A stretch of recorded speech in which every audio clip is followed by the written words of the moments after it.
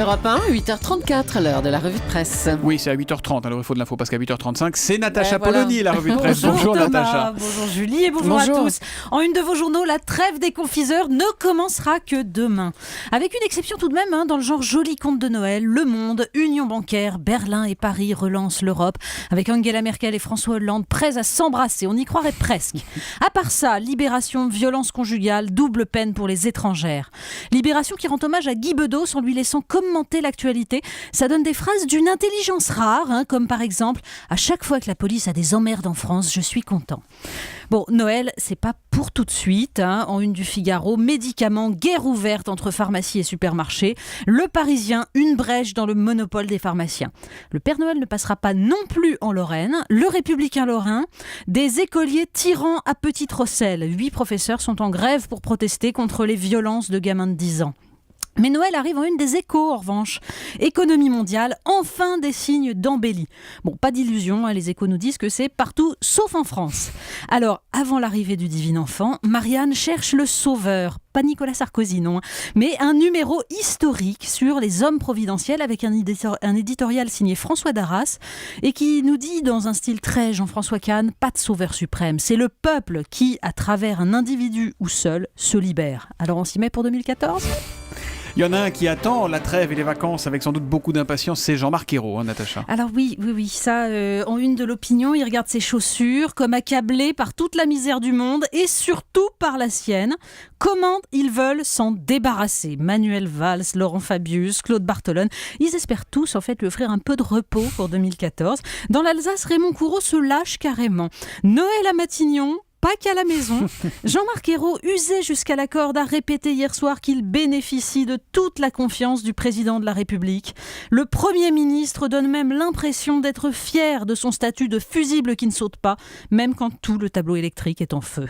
Bon, à la lecture de Libération, on comprend que Jean-Marc Ayrault est tellement carbonisé que même le très charismatique Michel Sapin, en portrait de dernière page, pourrait s'y croire un peu. Mais alors en toute innocence, celui qui, on l'apprend, a sauvé François Hollande au service militaire en lui portant son sac à dos parce que François Hollande faiblissait, celui qui aime la poésie surréaliste mais, je cite, assume son penchant pour les blagues de cul graveleuses, fait mine de ne pas y toucher, mais bon, on sent bien qu'il est motivé aussi. 2014, conclut Raymond Courreau dans l'Alsace, sera une année difficile, avec ou sans Jean-Marc Ayrault, bien carré sur sa dunette alors que l'iceberg électoral se rapproche. On reparle de ce fameux rapport sur l'intégration, ça fait une semaine maintenant qu'il a été mis en ligne et enlevé aussitôt du site internet de Matignon, mais il fait encore les choux gras de la presse. Oui, ça continue, et bien carré sur sa dunette, Jean-Marc Ayrault, mais pas assez pour éviter de tanguer sous la tempête de ce fameux rapport.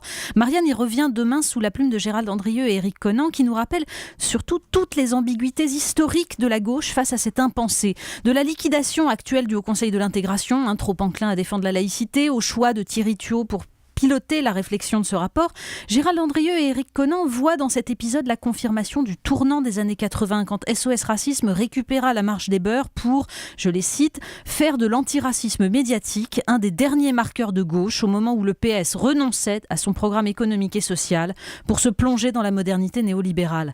Entre intégration et modèle multiculturel, la gauche et la France doivent choisir. Encore faut-il accepter de poser le débat. Les médicaments, vous les achetez où ? Vous les achèteriez dans un supermarché, Natacha ? Voilà, c'est tout le problème.